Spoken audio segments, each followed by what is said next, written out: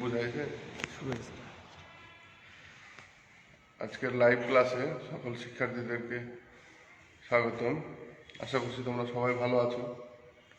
আচ্ছা, আমার একটা যে তোমরা সবাই কমেন্টস করো যে বোর্ডের লেখাগুলো দেখা যায় না, তো আমরা কিছু ব্যবস্থা নিয়েছি, তো তোমরা সবাই কমেন্টস করো। হ্যাঁ, আজকে বোর্ডের লেখাগুলো বোঝা যাচ্ছে কিনা।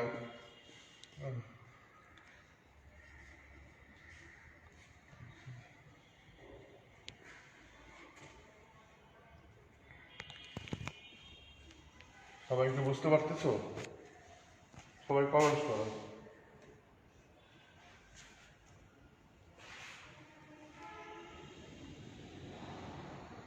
আর আমার এই ক্লাসটা তোমাদের আসলে বোর্ডে নিলে ভালো হবে না প্রেজেন্টেশন আকারে হলে ভালো হবে? তোমরা যদি পরামর্শ দিতে তাহলে আরো সুবিধা হতো। প্রেজেন্টেশন আকারে যদি নিই তাহলে আমার জন্য হয়তো সুবিধা হবে। হ্যাঁ, তোমরা সেভাবে বুঝতে পারবা কি না, তোমাদের বোঝার সুবিধার্থে আমার একটু কষ্ট হলেও আমি বোর্ডে ক্লাসটা নিচ্ছি।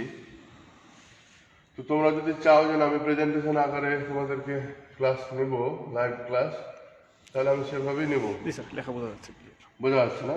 তো আমরা গত ক্লাসে যেই টপিকটা গত ক্লাসে আলোচনা করেছিলাম যে কন্ডাক্টর, সেমিকন্ডাক্টর এবং ইনসুলেটর। কন্ডাক্টর কোনটা? যার মধ্যে দিয়ে সহজে বিদ্যুৎ প্রবাহিত হতে পারে, সেটা হচ্ছে কন্ডাক্টর। সেমিকন্ডাক্টর হচ্ছে যার মধ্যে দিয়ে অল্প পরিমাণ বিদ্যুৎ প্রবাহিত হয়, সেটা হচ্ছে সেমিকন্ডাক্টর। আর ইনসুলেটর হচ্ছে কোনটা? যার মধ্যে দিয়ে কোনো বিদ্যুৎ প্রবাহিত হতে পারে না। আবার যদি আমরা ইলেকট্রন তত্ত্ব অনুযায়ী এটার বর্ণনা দিতে যাই, যে যার ভ্যালেন্স ইলেকট্রন সংখ্যা 4-এর কম তাকে বলবো আমরা কন্ডাক্টর। যার ভ্যালেন্স ইলেকট্রন সংখ্যা 4 তাকে বলবো সেমিকন্ডাক্টর। আর যার ভ্যালেন্স ইলেকট্রন সংখ্যা 4-এর বেশি তাকে বলবো আমরা ইনসুলেটর। তো এখানে আমরা রোধের একটা সূত্র দেখাইছিলাম। হ্যাঁ, রোধ কি কি বিষয়ের উপর নির্ভর করে। তো রোধের সূত্রটা কি? যে রোধ পরিবাহীর দৈর্ঘ্যের সাথে সরাসরি সমানুপাতিক। পরিবাহীর দৈর্ঘ্যটা যত বৃদ্ধি পাবে রোধ তত বেশি হবে। যেমন আমরা এইভাবে লিখতে পারি আর সমানুপাতিক এল। এটাকে আমরা দিয়েছিলাম কি 1 নম্বর সমীকরণ। আরটা বলেছিলাম কি পরিবাহের তার প্রস্থচ্ছেদের ক্ষেত্রফলের ব্যস্তানুপাতিক, মানে আর সমানুপাতিক 1/a। আমি গত টপিকসটা পুরোপুরি না, জাস্ট তোমাদেরকে একটু স্মরণ করাই দিতেছি। এটা দিয়েছিলাম 2 নম্বর সমীকরণ। এখন যদি দুইটা সমীকরণকে আমরা এক করি তাহলে আমরা পাই কি আর সমানুপাতিক L/a। আর সমানুপাতিক L/a। এখানে যদি আমরা সমানুপাতিক উঠাই দিই তাহলে আমাদেরকে একটা ধ্রুবক নিয়ে আসতে হবে। সে ধ্রুবকটা কি? তাহলে R equal to rho L/a। আর ইকুয়াল টু রো L/a। এই রোটা হচ্ছে কি একটা সমানুপাতিক ধ্রুবক, যাকে আমরা বলতে পারি পরিবাহীর আপেক্ষিক রেজিস্ট্যান্স বা রেজিস্টিভিটি। আপেক্ষিক রেজিস্ট্যান্স কোনটা? যে 1 মিটার, 1 সেন্টিমিটার বা 1 ইঞ্চি বাহু বিশিষ্ট কোনো ঘনকের দুই বিপরীত তলের মধ্যবর্তী যে রেজিস্ট্যান্সটা, সেটাকে বলতেছিলাম আমরা আপেক্ষিক রেজিস্ট্যান্স।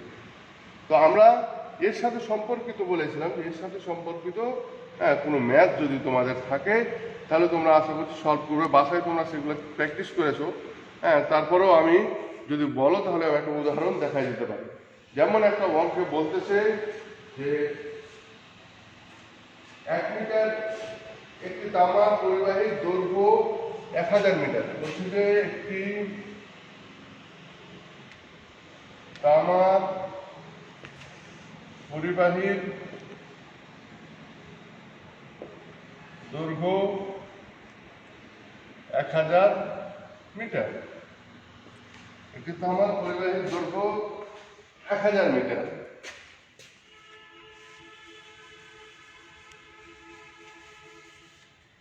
একটি তামার পরিবাহীর দৈর্ঘ্য 1000 মিটার এবং প্রস্থচ্ছেদের ক্ষেত্রফল এবং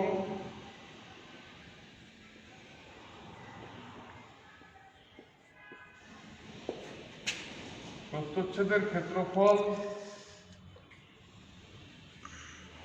2 × 10⁻⁻6 বর্গমিটার। 2 × 10⁻⁻6 বর্গমিটার। আমার রেজিস্টিভিটি যদি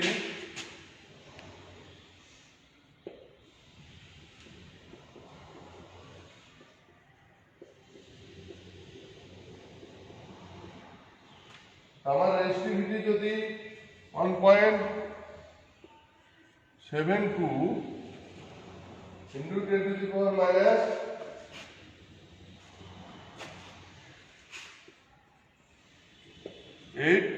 ওহম মিটার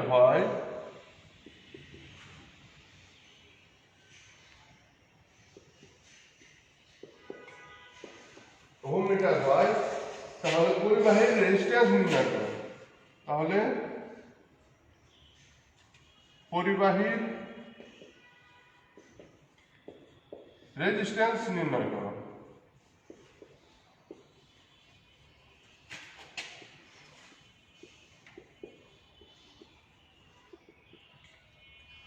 পরিবাহীর রেজিস্ট্যান্স নির্ণয় করো। তাহলে আমরা এখান থেকে কি পাচ্ছি, যে একটা পরিবাহীর দৈর্ঘ্য মানে কি বলতেছে, দেওয়া আছে কি, এভাবে করতে পারি, দেওয়া আছে দৈর্ঘ্য এল সমান হচ্ছে 1000 মিটার। এল এর মান দেওয়া আছে 1000 মিটার। আবার প্রস্থচ্ছেদের ক্ষেত্রফল এ এর মান দেওয়া আছে 2 × 10⁻6 বর্গমিটার। 2 × 10⁻6 বর্গমিটার। 2 × 10⁻6 বর্গ মিটার। আবার রো এর মান দেওয়া আছে, রেজিস্টিভিটি দেওয়া আছে, রো এর মান দেওয়া আছে কত, 1.72 × 10⁻8 ওহম মিটার। তাহলে আমাদের কি বের করতে হবে, আর এর মান। আর এর মান তাহলে আমরা সূত্র অ্যাপ্লাই করে যে আর ইকুয়াল টু রো L/A। তাহলে আমরা যদি সবগুলা মান এখানে বসাই দিই, কি আসবে, 1.72 × 10⁻8 উপরে কত আসবে, 1000 ডিভাইডেড বাই 2 × 10⁻6। ঠিক আছে, তাহলে এখান থেকে আমরা অ্যান্সার আর এর মানটা বের করতে পারবো। আর এর মান কত আছে, সমান হচ্ছে 1.72 × 10 ডিভাইডেড বাই 2 সমান হচ্ছে 8.6 ওহম।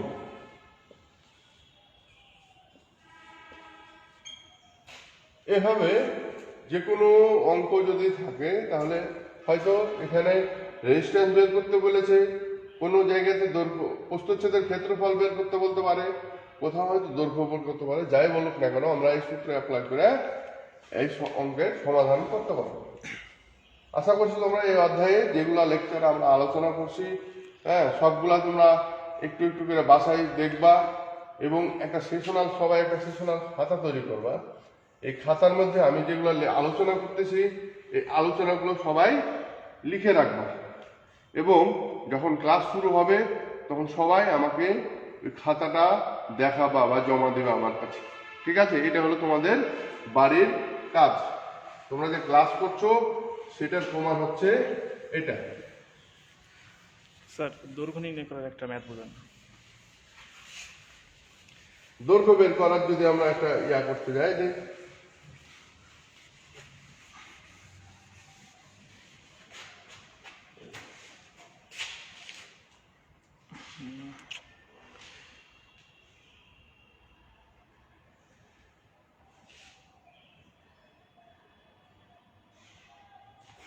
বলতেছে যে 1.5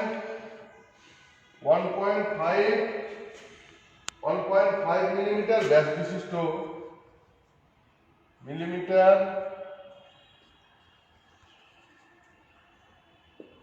বিশিষ্ট 1.5 মিলিমিটার ব্যাস বিশিষ্ট 1.5 মিলিমিটার ব্যাস বিশিষ্ট তামার তারের রেজিস্ট্যান্স তারের রেজিস্ট্যান্স 1.5 মিলিমিটার ব্যাস বিশিষ্ট তামার তারের রেজিস্ট্যান্স 0.3 ওহম হলে 0.3 ওহম হলে 0.3 ওহম হলে তারটির দৈর্ঘ্য কত হবে? তারটির দৈর্ঘ্য কত হবে? এখানে আপেক্ষিক রেজিস্ট্যান্স দেওয়া আছে, যেখানে আপেক্ষিক রোধ হবে, আপেক্ষিক রোধ দেওয়া আছে,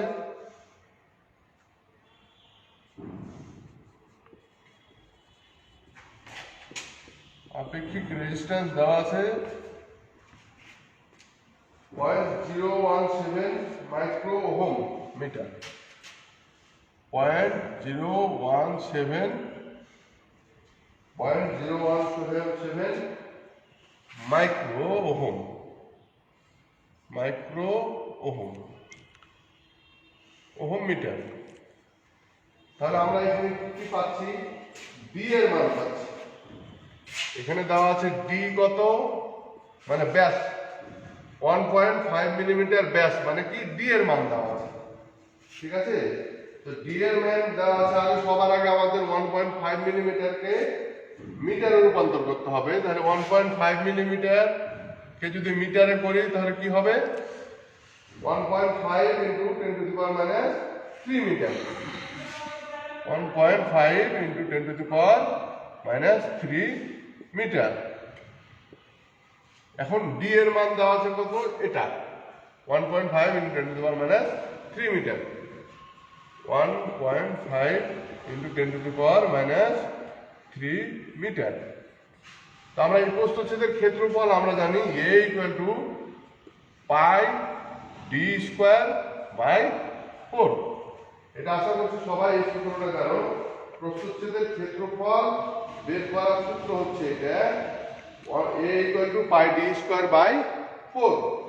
আমরা জানি, সবাই জানি পায়ের মান কত? 3.14। পায়ের মান কত? 3.14, 1.766 into 10 to the power minus 6 বর্গ মিটার। তাহলে আমরা এর মানটা পেয়ে গেলাম। তাহলে এখানে এর মান পেয়ে গেলাম, এখানে আর এর মান দেওয়া আছে, আপেক্ষিক রেজিস্ট্যান্সের মান দেওয়া আছে। এটা কত? আপেক্ষিক রেজিস্ট্যান্সের মান। এটা 0.3 হচ্ছে কিসের মান? ওহম হচ্ছে আর এর মান। তাহলে আমরা কি পেয়েছি? রেজিস্ট্যান্সের মান দেওয়া আছে 0.3 ওহম, আপেক্ষিক রেজিস্ট্যান্স রো এর মান দেওয়া আছে 1.17 মাইক্রো ওহম, 0.17 মাইক্রো ওহম। তাহলে 0.17 মাইক্রো ওহমকে যদি আমরা করতে চাই তাহলে কি করতে হবে? এখানে 0.017 micro ohm 10 to the power minus 6 ohm. এই মাইক্রো ওহমকে আমরা ওহমে করতে হলে এর সাথে মানে 10 to the power minus 6 add করতে হবে। তাহলে আমরা পেয়ে গেলাম কি? রো এর মান পাইলাম, আর এর মান আছে, প্রস্থচ্ছেদের ক্ষেত্রফলের মান আছে 1.766 into 10 to the power minus 6। তাহলে আমরা কিসের মান বের করতে হবে? এল এর মান বের করতে হবে। তাহলে আমাদের সূত্রটা কি? R equal to rho L by A. তাহলে এল কত হবে? L equal to R A divided by rho. তাহলে আমরা সবগুলো মান বসাই দিই এখানে, ঠিক আছে? 0.3 into 1.766 into 10 to the power minus 6 divided by rho এর মান কত দেওয়া আছে? 0.017 into 10 to the power minus 6। 10 to the power minus 6। তাহলে এল এর মানটা কত আছে? এল এর মানটা এখানে আসছে 31.2 মিটার। আশা করছি সবাই বুঝতে পেরেছো। স্যার এটা একটু আরেকটু লিফট করুন। বলতেছে 1.5 মিলিমিটার ব্যাস বিশিষ্ট তামার তারের রেজিস্ট্যান্স 0.3 ওহম হলে তারটির দৈর্ঘ্য কত হবে? এখানে আপেক্ষিক রেজিস্ট্যান্সের মান দেওয়া আছে 0.017 মাইক্রো ওহম। তো আমরা সবার আগে যেটা milli ohm, micro ohm, mega ohm যাই থাকুক না কেন, সেই মানটাকে আমরা অঙ্কের জন্য, এটা তোমরা সবাই জানো, আগে ওহমে নিয়ে আসতে হবে বা মূল ইয়াতে নিয়ে আসতে হবে। মাইক্রোমিটার থাকলে মিটারে আনতে হবে, মিলিমিটার থাকলে মিটারে আনতে, সব কিছুকে মূল ইয়াতে এককে নিয়ে আসতে হবে। তাহলে আমাদের কি করতে হবে কি 1.5 মিলিমিটার ব্যাস। ব্যাস মানে কি? ডি এর মান হচ্ছে 1.5 ব্যাস ডি। তোমরা সবাই এটা করেছো যে ব্যাস মানে হচ্ছে ডি। তাহলে ডি এর মান দেওয়া আছে 1.5 মিলিমিটার। আমাদের তো ডি এর কোনো এই সূত্রের সাথে কাজ নাই, তাহলে আমাদের কিসের মান বের করতে হবে? এর মান বের করতে হবে। তো এর আমরা জানি প্রস্থচ্ছেদের ক্ষেত্রফল সমান এ সমান হচ্ছে পাই ডি স্কোয়ার বাই 4। প্রস্থচ্ছেদের ক্ষেত্রফল এই সূত্রটা তোমরা সবাই জানো, A equal to pi D square by 4। যারা ম্যাথ করেছো তারা সবাই এই সূত্রটা আশা করছি জানো, যে এর মান হচ্ছে পাই ডি স্কোয়ার বাই 4। মানে আমাদেরকে যেহেতু প্রস্থচ্ছেদের ক্ষেত্রফল লাগবে সূত্র অনুযায়ী, তাহলে পায়ের মান আমরা জানি কত? 3.14। ডি এর মান, ব্যাসের মান এটা দেওয়া আছে, তাহলে আমরা প্রস্থচ্ছেদের ক্ষেত্রফল এখান থেকে বের করতে পারছি। তাহলে এর মান পেয়ে গেলাম। এখানে আছে রেজিস্ট্যান্স ওহম, আর এর মান, এখানে আছে আপেক্ষিক রেজিস্ট্যান্সের মান। তাহলে দৈর্ঘ্য বের করতে হবে। তাহলে দৈর্ঘ্য বের করতে হলে আবার কি সূত্র এখানে ইয়া করলাম, R equal to rho L by A.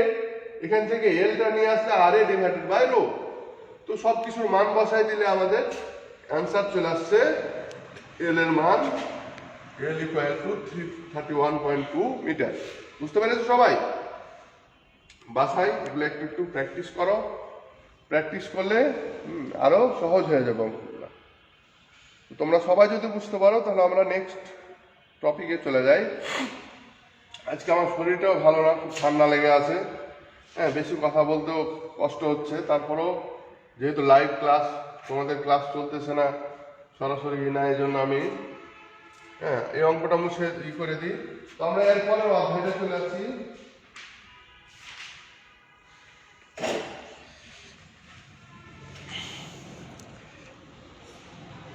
Ohm's law, বোঝা যাচ্ছে লেখা? স্যার একজন বলছে বুঝতে পারেনি। স্যার বুঝতে পারেনি একজন। ইহা বোঝা যাচ্ছে না? আর একবার বুঝাতে বলছে। বলতেছে যে 1.5 মিলিমিটার ব্যাস বিশিষ্ট তামার তারের রেজিস্ট্যান্স 3 ওহম হলে তারটির দৈর্ঘ্য কত হবে? যেখানে আপেক্ষিক রেজিস্ট্যান্সের মান দেওয়া আছে 0.017 মাইক্রো ওহম। তো কোনো কিছুর যদি ব্যাস দেওয়া থাকে, সে ব্যাস মানে তাহলে আমরা ওখান থেকে প্রস্থচ্ছেদের ক্ষেত্রফল বের করতে পারবো। ব্যাস বলতে কি? ডি এর মান দেওয়া আছে 1.5। আমাদের তো ডি এর কোনো ইয়ে লাগবে না, আমাদের বের করতে হবে প্রস্থচ্ছেদের ক্ষেত্রফল। সেহেতু আমরা একটা সূত্র জানি, প্রস্থচ্ছেদের ক্ষেত্রফল এ সমান হচ্ছে পাই ডি স্কোয়ার বাই 4। এখানে ডি এর মানটা যদি আমরা বসাই দিই, আমরা পায়ের মান জানি 3.14 ডিভাইডেড বাই 4। এখানে ডি এর মান বসাই দিলে আমরা পেয়ে যাবো কি? প্রস্থচ্ছেদের ক্ষেত্রফল এ এর মান। তাহলে আমরা যদি এখান থেকে এর মান পেয়ে গেলাম, এটা তাহলে এখানে পেয়ে গেলাম কি? প্রস্থচ্ছেদের ক্ষেত্রফল। এখানে দেওয়া আছে রেজিস্ট্যান্সের মান, মানে আর এর মান। আপেক্ষিক রেজিস্ট্যান্স রো এর মান দেওয়া আছে এখানে। তাহলে আমাদের বের করতে হবে কি? এল। তাহলে এল হয়, আমরা সূত্র জানি, R equal to rho L by A. R equal to rho L by A. তাহলে এল কত? L equal to R A divided by rho. তাহলে এখানে সবগুলোর মান বসাই দিই। আর এর মান 0.3, এর মান 1.766 into 10 to the power minus 6, আর রো এর মান 0.17 into 10 to the power minus 6। তাহলে আমরা এল এর মানটা বের করে নিতে পারবো 3.31.2 মিটার। ক্লিয়ার সবাই? যদি ক্লিয়ার হয়ে থাকো, না ক্লিয়ার হলে হ্যাঁ, যদি যখন আবার আমরা সরাসরি যদি আমাদের সৌভাগ্য হয়, তাহলে তোমরা ব্যক্তিগতভাবে কিংবা ক্লাসে আমরা চেষ্টা করবো আবার তোমাদেরকে বোঝাই দেওয়ার জন্য। তো এর আমরা আশা করছি আমরা নেক্সট টপিকে চলে যাই। আমাদের নেক্সট টপিক হচ্ছে understand the Ohm's law. Understand the Ohm's law বা ওহমের সূত্রের গবেষণা। ওহমের সূত্র কি? ওহমের সূত্রটা হচ্ছে যে 1826 সালে জর্জ সাইমন ওহম নামে একজন বিজ্ঞানী 1826 সালে জর্জ সাইমন ওহম নামে একজন বিজ্ঞানী এই বিদ্যুতের কারেন্ট প্রবাহের মধ্যে কারেন্ট ভোল্টেজ রেজিস্ট্যান্সের একটা সম্পর্কের উপর ভিত্তি করে একটা সূত্র আবিষ্কার করে। এই সূত্রটাকে আমরা ওহমের সূত্র নামে চিনি। এই বিদ্যুতের সবচেয়ে আদি সূত্র বা মূল সূত্র যেটাকে বলা হয় সেটাই হচ্ছে এই ওহমের সূত্র। ঠিক আছে? এই ওহমের সূত্রটা হলে আমরা যদি আবার বলতে যাই যে ohm's law is the mother's law for all law. Ohm's law is the mother's law of all laws. মানে ওহমের সূত্র হচ্ছে সব সূত্রের মা, mother. Ohm's law is the mother's law of all laws. Clear? এই 1826 সালে এই সর্বপ্রথম কারেন্ট ভোল্টেজ রেজিস্ট্যান্সের সম্পর্ক নির্ণয় করার জন্য যে সূত্র আবিষ্কার করে সেই সূত্রটাকে আমরা জানি ওহমের সূত্র নামে চিনি। এই ওহমের সূত্রটা বিদ্যুতের আদি সূত্র বা মূল সূত্র বলা হয়। তো ওহমের সূত্রটা কি? ওহম বলতেছে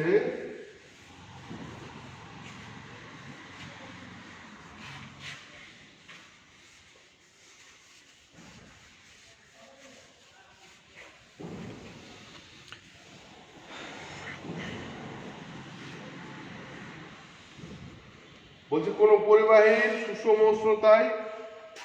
পরিবাহীর সুষম উষ্ণতায় ওই পরিবাহীর মধ্য দিয়ে প্রবাহিত কারেন্টের সমানুপাতিক। কোনো পরিবাহীর মধ্য দিয়ে প্রবাহিত সুষম উষ্ণতায়, প্রথমে এটা হবে সুষম উষ্ণতায় প্রবাহিত কারেন্ট ওই পরিবাহীর বিভব পার্থক্যের একটু লিখে দেন সমানুপাতিক। এবং আমরা কোন পরিবাহীর দুই প্রান্তের পার্থক্য উক্ত পরিবাহীর রেজিস্ট্যান্সের কারেন্টের সমানুপাতিক। এটা যদি আমরা কারেন্ট ভোল্টেজ রেজিস্ট্যান্সের সম্পর্কটাকে আমরা করি, হ্যাঁ,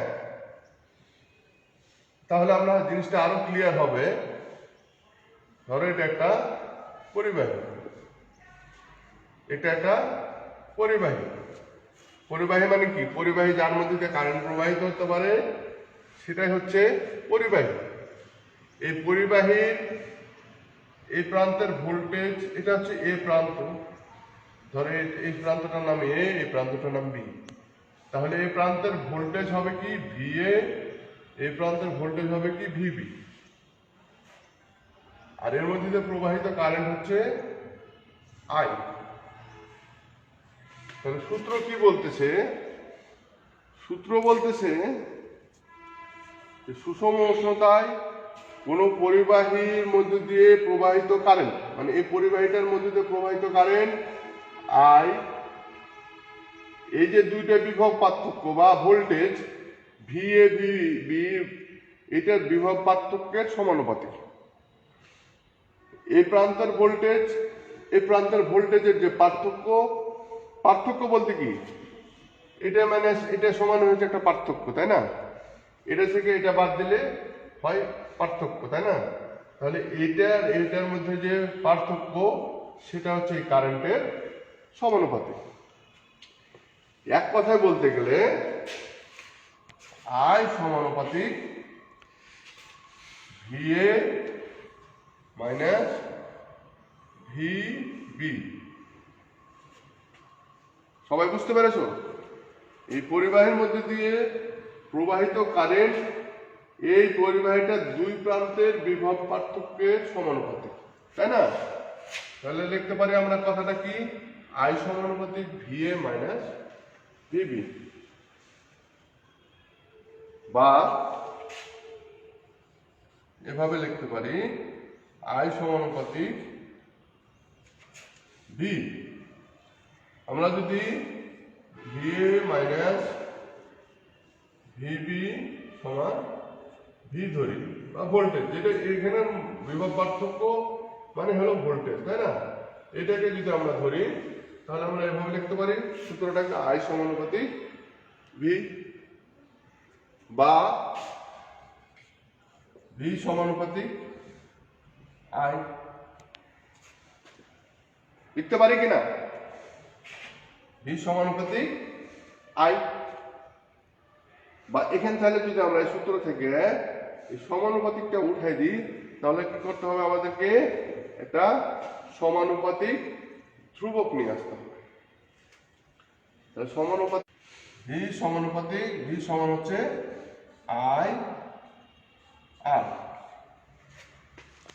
এই আর হচ্ছে একটা ধ্রুবক যা হচ্ছে পরিবাহীর রেজিস্ট্যান্স, আর একটা ধ্রুবক যাকে পরিবাহীর রেজিস্ট্যান্স বলা হয়।